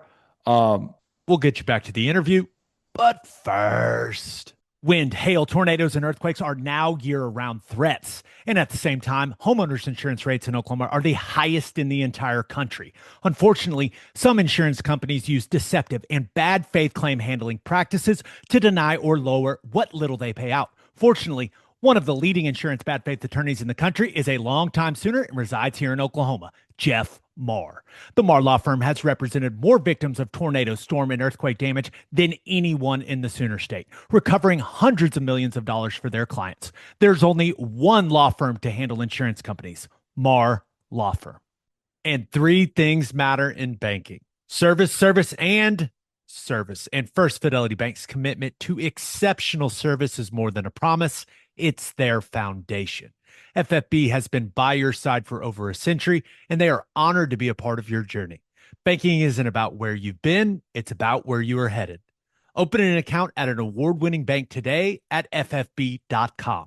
At First Fidelity Bank, we go where you go. And go to opolisclothing.com and use promo code TED for 10% off our podcast merchandise and the best OU gear out there. That's opolisclothing.com and use promo code TED. Buttery soft and 10% off. All right, back to the interview.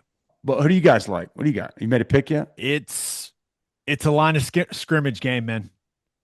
And I think Miami's got the advantage on both sides. I do too. At the line of scrimmage. And typically when that's the case, you go and you win the game. But I would have said the same thing about Georgia against Ole Miss. I did. Same. So that's my thing. Is Chambliss changes the math. Ted, are you getting Team of Destiny vibes from Ole Miss because the Kiffin? Ted's going with Ole Miss. I can tell. That quarterback plays wowed him. I'm not. I think Miami is. I think they're the better football team. I think they've got the talent distributed in the right spots. Yep. I like everything about them, but I just don't know if that's going to matter. It may matter for 90% of the game, and then the one drive in the fourth quarter, you can't get Chambliss on the ground, and he goes down and makes you pay. What I love is I think that either team can win. I wouldn't be shocked with really any result, and it makes for a great matchup. And ultimately, that's what we wanted out of this thing. To your point, Dusty, I mean, when we had the era of the super teams leading into this, right, where we had a 4-team playoff, and it was hard to pick 4 that were going to be able to compete with the top 2, So yep. Now I feel like everyone left in it has an honest chance. My gut tells me Miami is the better team, but I don't know. Chambliss is that dude right now. He is that dude. Charlie Weiss, did I tell you guys? I don't know if I've talked with you guys on here or not about it, but so I had his first start before Arkansas. We did that game. It was a great game. Came down to the very end. Arkansas could have easily won, but people forget Austin Simmons was supposed to be that dude going into the year. Austin Simmons hurts his ankle against Kentucky. Trinidad comes in, finishes the game off, and he really just ran the ball. He didn't really even throw it much. And so we didn't know what to expect from Trinidad Chambliss, Ferris State, Division II, and Lane Kiffin and Charlie Weiss were honest in our meetings the Friday before the game. Like, they let us know Trinidad's going to play. And I'll never forget, Charlie Weiss was like giddy. Like, he's like, just wait. He's like, just wait till you see this kid. And he's like going on, and he's like, he said, it's tough to tell in practice because he's a gamer. Right? He's like, he's a baller. And like what we're seeing. And they said the first scrimmage, because guys, he got there in the summer. He got there late May and really June is when he got there. And so fall camp first scrimmage comes around. He takes the 2 offense against the 1 defense. First 6 possessions, 6 touchdowns. And they said, oh boy. Oh, we got one. And Charlie White, and I think this will resonate with Oklahoma fans. I'm sitting there across from Charlie Weiss, and he said, honestly, man, there's a lot of Baker Mayfield in him. He said, except he's more athletic. And I'm like yeah, right. Come on, man. We're talking about one of the greatest college quarterbacks ever. Like, come on. Like, in my mind, I'm thinking, like, get the heck out of here, Charlie Weiss Jr. Like, what are you talking about? I'll be darned. I mean, again, it's not exactly Baker Mayfield, but if you look at it, what he does, there's just some baller in there. Yeah. And then he can beat you from the pocket. He can make so many off-schedule plays, and he is more athletic than Baker. And he does wear number 6. I don't like to make those kind of comparisons, but it's interesting. What really resonated with me is how confident they were in him. It's like they knew this potential was there, and to see this guy take this opportunity and run with it the way that he has, and then the performance we saw on the biggest stage of his career, remarkable. And I'll also just say this, there's got to be some level of value in just leading a team to a championship. I know it's Division II, but he led his team last year to the national championship at Ferris State. Playoffs are playoffs, right? Whatever level. So as much as we think of him as a first-year quarterback, he is a first-year quarterback in Division I on this stage against this level of talent, against him. He's also playing with more talent with him. But he did lead a team to a national championship last year, and I'll be damned. He's 2 wins away from doing it again there for Ole Miss. So it's going to be a fun game. I think we all see it the same way. If we're constructing a team, I think we all see football very similar. Miami's kind of what we would build. Big physical line of scrimmage, defense that'll choke you out, a run game that can close games out, and when they have to, they can get it. Veteran quarterback that you trust. But there's something about this Ole Miss team. They've got a confidence, a swag to them, and that quarterback, he is playing lights out right now. It's going to be fun. I just need Carson Beck to play boring football for the 3rd game in a row. Yeah. And I think Miami will be just fine. Doesn't need to go be the hero. Don't go and try to match Chambliss's playmaking. You can't do it, buddy. Don't do it. If he just manages the game, I really like where Miami's going to be there. Now, looking at the Peach Bowl, you're going to be calling this game on ESPN Radio. Correct. Yep. You'll have I mean, we've seen this one before, Dusty, but when you think about this matchup, are there any big differences between when these two teams played earlier in the season versus now, other than Indiana's confidence has only grown exponentially? Have you and I'm not trying to put you on the spot here, but I'm just genuinely curious because I trust y'all's ball knowledge as much as anybody in the world. Have y'all studied Indiana much at all? Quite a bit. You have? So their offensive line coach was my offensive line coach in Tennessee. Oh, I didn't know that. Yeah, awesome. Bob Bostad. And I'll just say, better suited for college is probably the best way to put it. Okay. But and the way that O-line plays doesn't surprise me at all. But, dude, what they did to Alabama, just making them tap in that second half. They did to Alabama what Alabama used to do to everybody else. You're exactly right. So I asked you guys that because I have studied this Indiana team. Their Big Ten championship game against Ohio State. Went back and watched the last time. I watched them against Penn State, watched them against Oregon, and then obviously we all watched them against Alabama. You guys would love this football team. They execute at as high a level as I can remember seeing a team. Everybody does their job to a 10 every snap. It's freaking crazy, man. They don't make mistakes, like blocking scheme wise. If it's a gap scheme, they do a really good job of their gap scheme stuff. If it's gap scheme run, everybody's exactly where they're supposed to be. And it's physical, it's edge, it's everything you want. Running backs, hitting the hole where they're supposed to hit it. Receivers, blocking, routes, right where they're supposed to be run. Quarterback, efficient as anybody. Defense, line stunts. Everybody's exactly where they're supposed to be. When they cover, because they do a lot of simulated pressures, meaning, I'm sure you guys educate the crowd, but where, zone pressures, where it appears to be pressure, but there's really only 4, and you're going to get a zone drop somewhere else, a simulated pressure. When the ball is snapped, the sense of urgency for them to get to their marker and where they're supposed to be is insane. They move into coverage at the snap with more urgency than anybody I've seen this year on film. It's incredible, dude. And then just the feel. It's like they do what they're supposed to, but then also you can tell how well they've prepared because they feel what's coming. It's that's execution, and it's everywhere. It's everywhere on the tape. So they execute at such a high level, and then they're the most disciplined team in the country. You got to go beat them. They are not going to beat themselves. Top 3 fewest penalized team in the country. They rarely make, I think it's 11 defensive penalties on the year. It's insane. Number 1 in turnover margin. And it's not just because they've created a bunch of turns. They have, but they've only turned it over 8 times. That's top 3 in turnovers lost.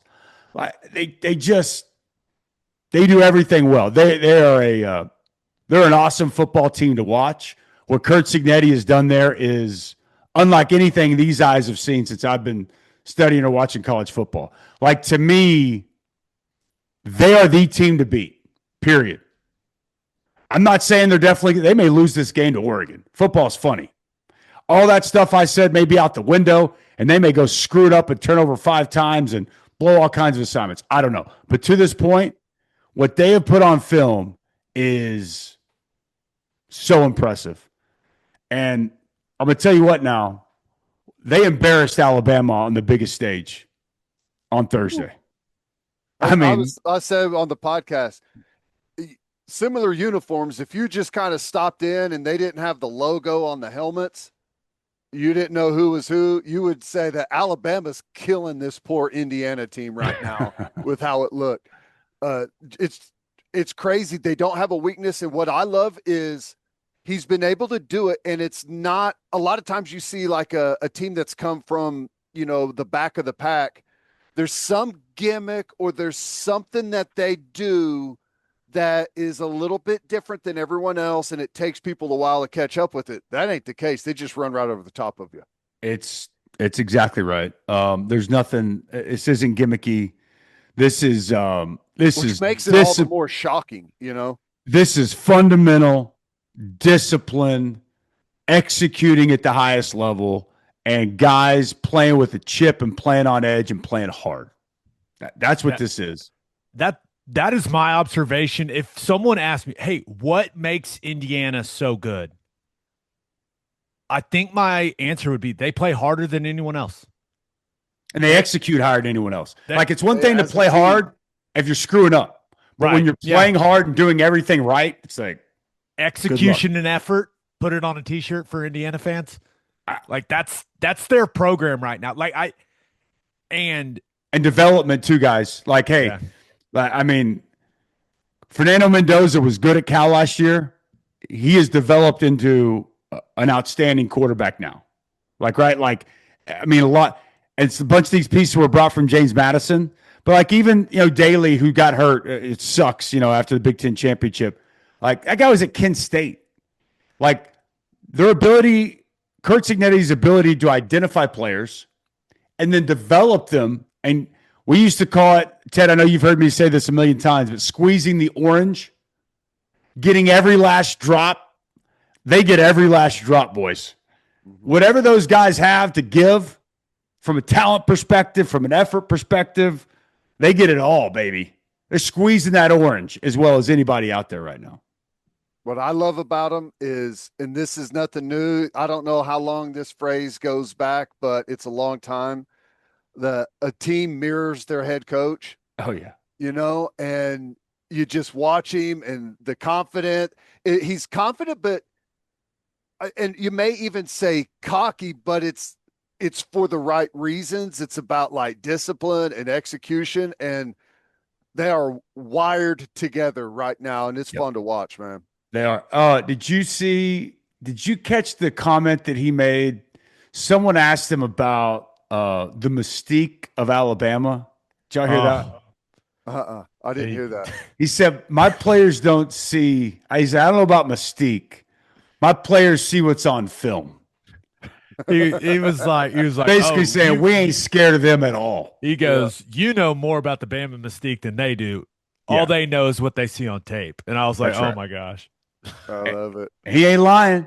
I mean, he that dude came in bravado. He came in making big, bold proclamations, and he's backed every one of them up. And if you're not a believer in Indiana at this point, it's on you. And you just, I'm going to be honest. It's taken me a while. I'll be honest. It's taken me a while. I thought Oregon would beat them the first time they played this year. I thought Ohio State would beat them in the Big Ten championship. Hell, I had Indiana beating Bama, but I thought it would be a competitive game. Wrong, and wrong. Yeah, I was like, last year that was cute. That was fun, right. Indiana. Yes, that was cool. That was a good story. This is and have you guys seen what they're doing in the portal? I mean, oh my god, it's killing it in the portal. It's hard not to. They're getting them in tech. I mean, they're just. I'm curious though. Like, how do you think that portal season? I think it's real. It's not easy, but it's easier for his team to have the mindset that they've had early, and no history of being successful. Like, you start dropping people in. I wonder if they can keep that edge that they've had. I mean, you would guess, but I don't know. It's hard to keep that edge though for a long time. It is, but for right now, I mean, it's what they've done with this team. Like, I mean, they kind of just have put it together and it's worked. What do you got, Gabe? They're only going to get more talented. That's the thing. But to Ted's point, like, they don't need to get more talented. I understand that, but can you keep that same mindset as some of that more talent comes in? That'll be the key for Cignetti. I do not know Kirk Cignetti, but if you're coming into that program, what are you going to do? Say, hey, coach, no, I'm not doing it your way. You kidding me? No. Like, with what he's done the last 2 seasons, I think it is very similar to what Saban did with recruits. Yeah. Where he brought all these 5 stars in and he said, you're doing it my way because we'll win and I'm going to make you rich. And if you're going to Indiana, and it's not an accident that they're landing all these guys out of the portal. First of all, Indiana has a massive alumni base. They got a bunch of money, and that's the thing that people don't talk about. They are, and Cignetti, it's clear to me he wants to stay old as a team. Yeah. It's an old football team now. They have gotten old, and they want to stay old, which, hey, it's a game about it's grown men, boys. You know the drill. But I think, and this is the last nice thing we're saying about Indiana. This has turned into an Indiana love fest. It has. There's tough no not way to respect them. There's no way you come into that program and you don't just immediately buy in with what they're doing, man. Because they're about to have a bunch of guys get drafted. They're probably going to win the national championship game. I'm certainly picking them to win it. I don't know how you could get into that program and be like, no, let me do my own thing. I'll tell you how. There is a big difference from when you go from a group that has never won anything and you turn it around and you win it all. Like, I don't know if they but it is very difficult to replicate the buy-in that you get out of that situation. It's very hard. You think that it just keeps rolling, but as that original crew fades out. I don't know. If he could do it, it already is amazing, but I'm just curious about it. You know, Ted would know. I mean, Ted was a part of that in 2000. He saw it firsthand. We were able to keep it at a good level, but obviously weren't able to replicate what you guys did in 2000. It's the greatest. It's the greatest turnaround we've seen in modern day college sports, and maybe in any sport. When he took that job, they're the losingest program in college football history. And it's maybe in the most difficult sport to turn it around, where the resources and the availability of players and everything is so drastically different. Two things, and then we will move on. If you don't do it his way, he's going to kick your ass out the door. That's what I was saying. Like, that's the other part of it. That's the other part. You gone. You gone. And secondly, it's the hardest sport, but I would argue it's the best time to flip and turn something around. Yep. Given the portal, and to Gabe's point, dude, Indiana's a big alumni base, and they got some money. And you got a guy like Mark Cuban who's now investing in the athletic program. And this is a program that's never had success, and now they're having success. So it's like, once you eat filet, boys, you don't want cheeseburgers. Just ask Texas Tech. You want to keep eating filet. I was laughing the other day. I was like, Indiana's like the most likable team in the world until you realize that Mark Cuban is throwing a bunch of money at their NIL. Yeah, that'll give you reason to root for Phil Knight and all the money he's doing at their NIL in Oregon, because I do think the Ducks are really good guys. They're big. We saw how it went the first time. You know, they're Indiana big up front. came to their house, Yeah. beat them up. What does a path to an Oregon? I think we're all picking Indiana, right? I think that's I'm not going to pick the game. I'm calling it, but I think going in, I would say that the odds makers are probably. But there's a reason that Indiana's favored. We'll get you back to the interview. But first, we are Mando Men. This is actually the deodorant both of us use. And new customers can go to shopmando.com and get 20% off site-wide and free shipping with our code OKBreakdown. Cheering for your squad is hard work, which makes the deodorant you choose very important. Mando's sweat control deodorant stick stops odor before it starts, and they have great scents like bourbon leather, Cloverwoods, Mount Fuji, and Pro Sport. Mando's starter pack is also perfect for new customers. It comes with the solid stick deodorant, cream tube deodorant, 2 free products of your choice, and free shipping. New customers get 20% off site-wide and free shipping on shopmando.com with our code OKBreakdown. That's shopmando.com, code OKBreakdown for 20% off and free shipping for new customers. Please support our show and tell them we sent you. Mando's got you covered with deodorant plus sweat control. Say goodbye to sweat stains and hello to long-lasting freshness. This episode is brought to you by Prize Picks. Download the Prize Picks app today and use code OKBreakdown to get $50 in lineups after you play your first $5 lineup. We all make decisions every day, but on Prize Picks, being right can get you paid. And it's so simple to play. Just pick more or less on 2 to 6 player stat projections. If you get your picks right, you could cash in. Prize Picks is also the best way to get action on sports in more than 40 states, and they put their users first. All withdrawals are fast, safe, and secure, and they also offer injury reboots. If one of your players leaves the game in the first half and doesn't return, Prize Picks won't count it as a loss. Prize Picks is the best way to win cash this football season. Make your picks in less than 60 seconds and turn your takes into cash all season long on Prize Picks. Join millions of users and sign up today. Download the Prize Picks app and use code OKBreakdown to get $50 in lineups after you play your first $5 lineup. That's code OKBreakdown to get $50 in lineups after you play your first $5 lineup. Prize Picks. It's good to be right. All right, back to the interview. So what does a path to an Oregon win look like to you? This is simple. I'll give you 2 pieces. They've got to protect Dante Moore. Have to. Now, we can look at it one of 2 ways. You can easily say, well, they've got to run the football because Oregon wants to run the ball, and they've got to have success on early downs. Okay? There's no doubt that's true.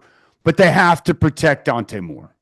Whether it's in 3rd and 4, It's in 3rd and 9. You'd prefer to be in 3rd and 4 than 3rd and 9. The first matchup, boys, Indiana got to him 6 times. They had 21 pressures. 21 pressures in a game. That's an alarming number. They got home a lot. Again, a lot of simulated pressures, not identifying it. Dante Moore and the offensive line struggled to ID and figure out where it was coming from. And Dante Moore also had 2 picks. Like, he did not handle that pressure well. I think that is as big a factor in this game as there is. Now, maybe that's quick game. They got speed outside. DeCorian Moore is back. I think Kenyon Sadiq is a problem and a matchup nightmare out there with what he can do either in the core or outside, really detached and lined up more as a wide receiver. Just can they protect, and then getting Dante Moore to distribute the football quickly to those playmakers. Huge factor in this game. And then number 2, the front 7 for Oregon has got to minimize the run game for Indiana. Has to, period. Black and him be really good. That offensive line is really good. But to me, Oregon can match them. Oregon's big up front, guys. They got Damari Washington inside. If you haven't seen him, he's 330. He can move. He is really talented. Their edges, their ends, Tuioti, Uyunglele, these are both big, strong guys, like run stoppers. Like, maybe not as much TFLs, but just like going to really hold the point, going to anchor, and you're not going to get much movement on them. And then I don't know if you've watched him much, Ted, but 28, their backer, Bryce Betcher, I like him a lot. Goes for the ball, tackles well, plays with some violence. And I think that group has got to play well.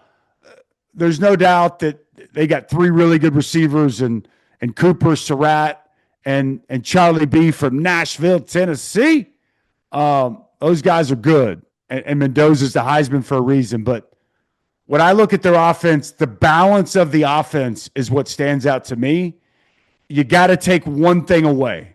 And I think if they can make them one-dimensional, pass predictable, I think that's going to really help Oregon. So protecting Dante Moore and slowing down the run game have to be, to me, at the top of Dan Lanning's to-do list to beat Indiana the second time around. Yeah, I agree. The only thing that I would ask is, I think Indiana's the better football team. Yeah.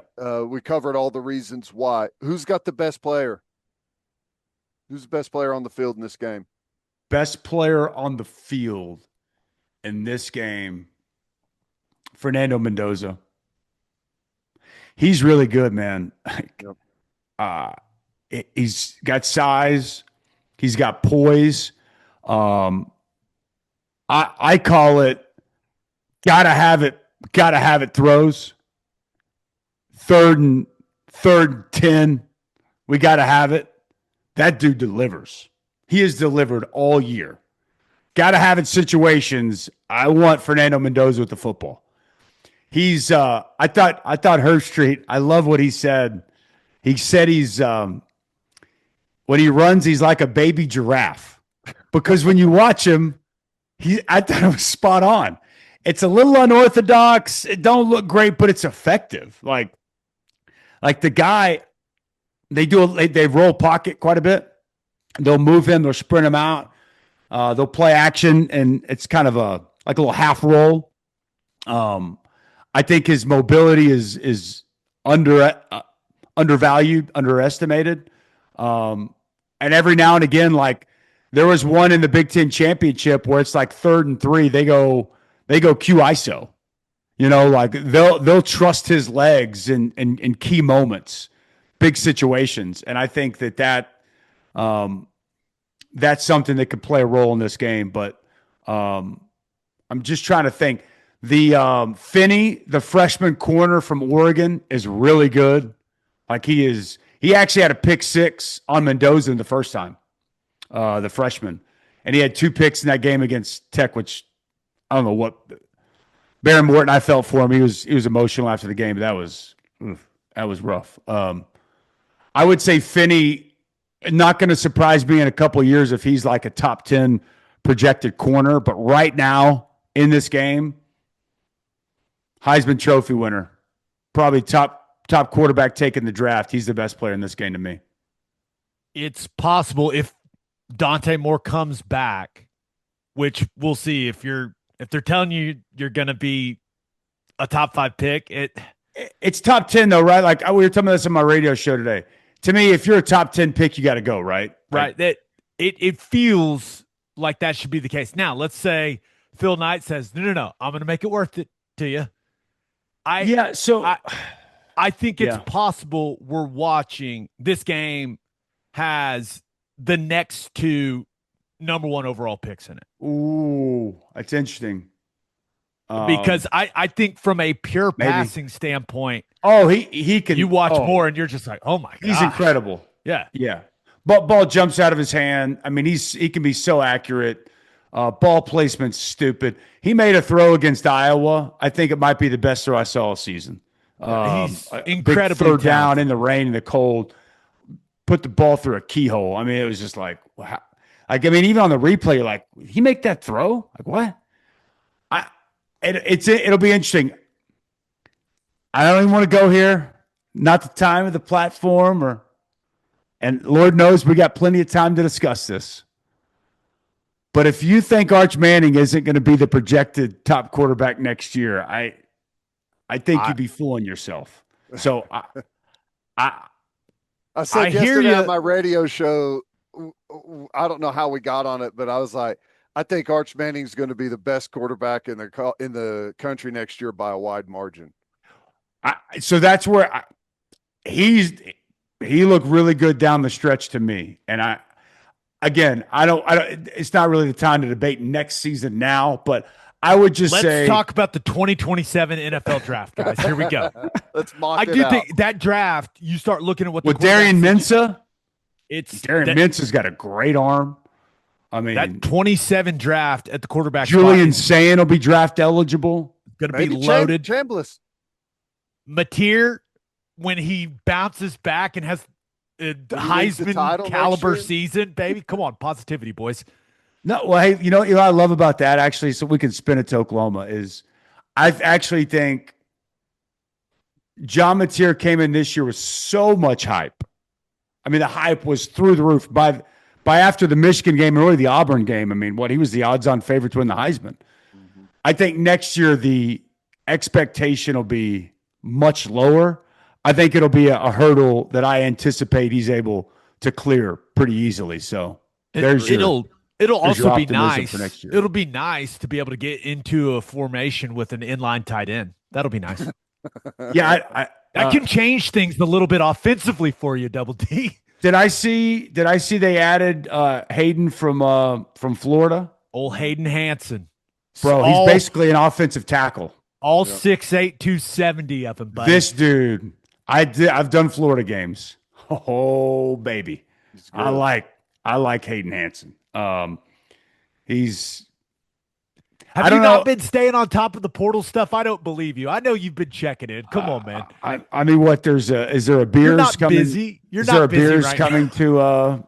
to Oklahoma as well? I mean, I'm glad that I thought tight end was an area that you needed to. And I just want to say, I'm just glad they're allocating the resources to that position room, because I don't know necessarily if they were allocating those resources. I don't know if the people that were in place were fully given the capability to bring in maybe what we need, but they are now, and that's good. And I think tight ends are game changers. I think that matchups, what they can do, what they provide in the run and the throw game, and then the matchup problem they can create. Like, some of my favorite players and my favorite offenses in the NFL and in college football are 12 base personnel sets. I love them because they can roll their sleeves up, they can run it down your throat, and they can stay in that exact same personnel grouping, and they can throw it all over you.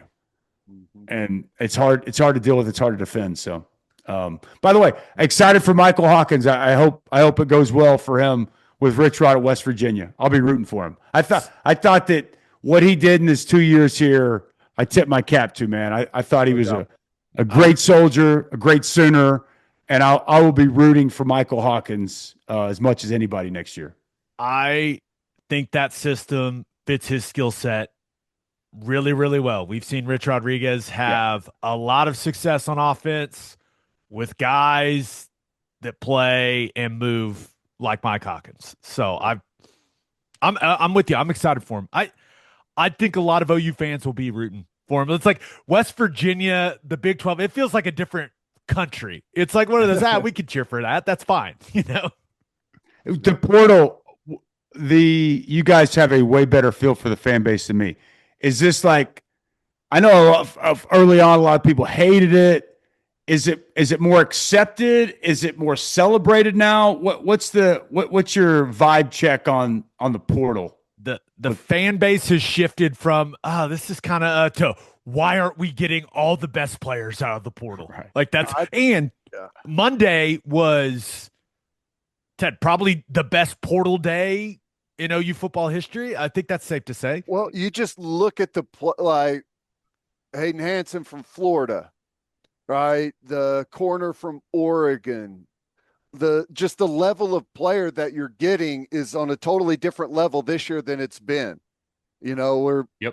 We've been adding from the non-power 4 schools, and I've got nothing against that whenever you can find the right guys, but it can be very difficult to just go, 10, 12 deep of guys from Kennesaw State and like wherever. So I think because of the success this year, because of the front office with Nagy and that group, you're dipping into a totally different talent pool, I think. Yeah. Rocky Beers, is there a better name? I mean, when I saw that, I thought of Gabe. First thing I thought of is Gabe's going to have a shirt or going to have something for Rocky Beers. I just want Rocky Beers to score touchdowns. That's all I want, because Toby Rowland, I don't know what it's going to be. It'll be good. But he is. Cheers for Beers. Cheers, probably. He's going to have some all-timers if Rocky Beers is getting in the end zone on own field. I know that. And that gets me excited. No doubt. Thanks for taking the time, Dusty. I know you're incredibly busy right now, and it is one of my favorite things of the college football postseason was seeing you get all the love from a bunch of college football people for your call in the Cotton Bowl. I've been saying it for years. You're as good as there is in this business, awesome. Man. I appreciate you joining us, and we'll just go ahead and pencil you in for late March, early April. Talk some spring ball after we get out to a couple practices. Sound good? We got a national championship coming up not very long, so I'll be there in Miami doing stuff. So if you okay. You can pencil me in April, but we can also talk about the Natty if you want to. We can maybe get your radio partner on here to talk some OU softball too. He loves OU softball.